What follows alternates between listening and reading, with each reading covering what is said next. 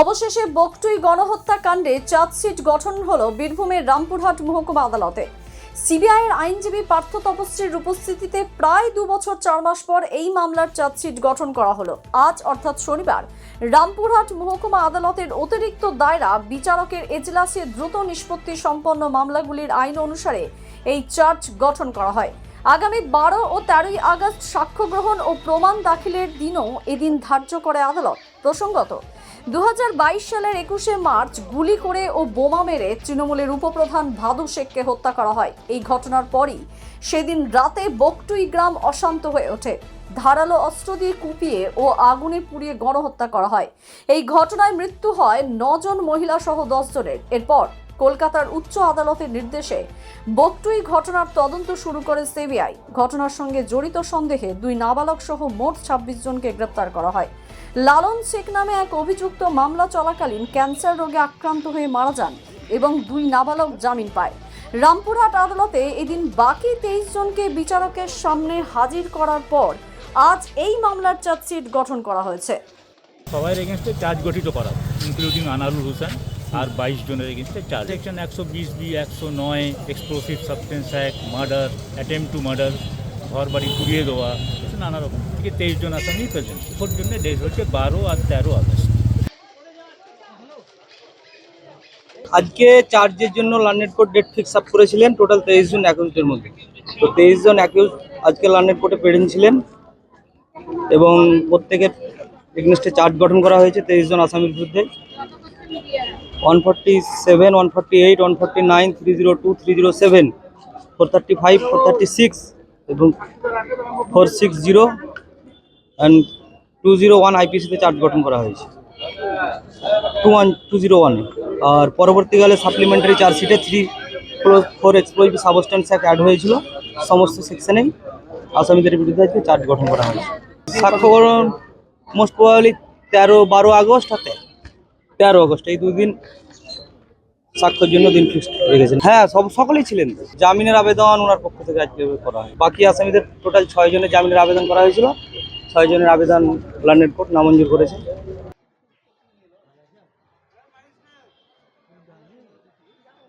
দেখেন, প্রথম কথা হচ্ছে আমার যে পরিবার আছে, আমার যে এখন 8-10টা পরিবার আছে, সেই পরিবারের আমার কেন্দ্রীয় বাহিনী অর্থাৎ সেন্ট্রাল সিকিউরিটির প্রয়োজন। কারণ আমাদের পরিবারের সঙ্গে যে ধরনের ঘটনা ঘটেছে, যাদেরকে অগ্নিসংযোগ লাগিয়ে পুড়িয়ে মারা হয়েছে, আবার এ ধরনের ঘটনা, যে কোনো ধরনের ঘটনা আবার ঘটতে পারে। তো মহামান্য কোর্ট অথবা আইনের কাছে আমি সাহায্য চাইছি যে আমার পুরো পরিবারকে সিকিউরিটি দেওয়া হোক। শুধু আমাকে নয়, আমার পুরো পরিবারকে সিকিউরিটি দেওয়া হোক।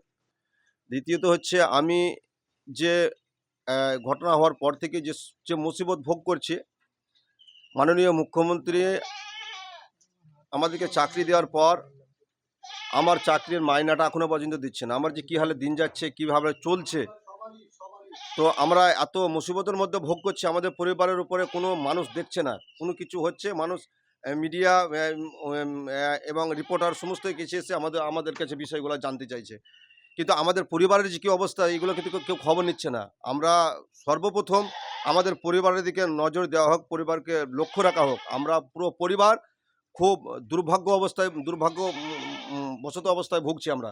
আমাদের মানে দিন আনা দিন খাওয়ার যে মানুষ, তাদের থেকে আমরা প্রচণ্ডভাবে খারাপ আছি। কারণ আমি ডিউটি করছি, অথচ আমার কোনো মাইনা দেওয়া হয় না।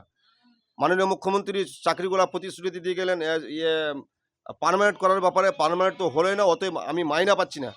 তাই এইদিকে আমি এলাকাবাসীকে এবং জনগণের কাছে আমি দাবি জানাচ্ছি আমার পরিবারকে দেখানোর জন্য, যাতে আমার পরিবার পুরো সুরক্ষিত থাকে, তার দেখার জন্য আমি আবেদন জানাচ্ছি।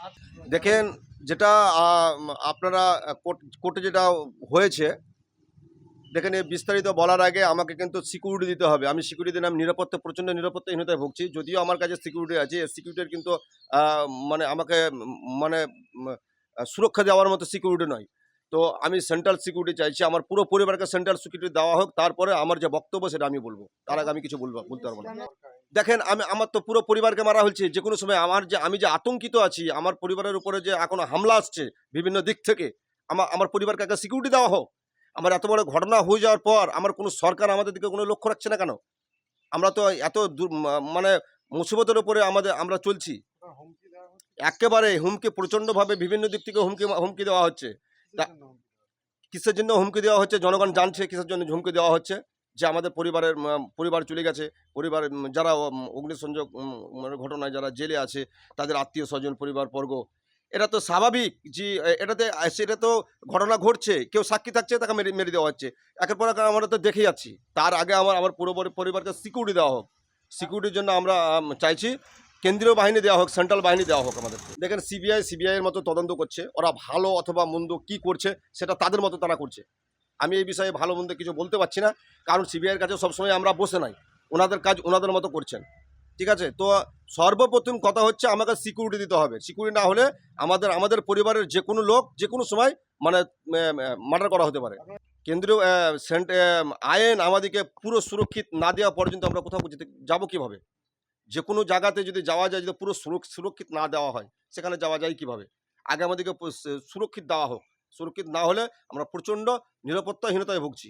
আমরা সন্ধ্যা লাগলে কোথাও বেরাতে পারছি না, আমরা একটু ঘরের বাইরে কোথাও যেতে পারছি না, কারণ মনে হচ্ছে যে কেউ না কেউ আমাদেরকে এসে অ্যাটাক করতে আসছে। এরকম সর্বসময় আমার গোটা পরিবার আতঙ্কিত আছে, গোটা পরিবারকে সিকিউরিটি দেওয়া হোক। কারা হুমকি দিবে আপনারা এবার বলুন।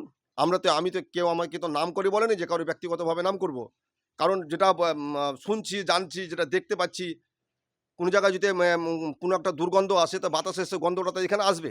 তো সেরকম অবস্থা আমরা সব কিছু ভুগছি, আমরা প্রচণ্ড নিরাপত্তাহীনতায় ভুগছি। আমরা জনগণের কাছে নিরাপত্তা চাইছি, আইনের কাছে নিরাপত্তা চাইছি। সাধারণ মানুষ মানে এই বিষয়টা ভালো করে যেন দেখুক। দ্য সহজ পাঠ, সহজ কথা, সঠিক তথ্য।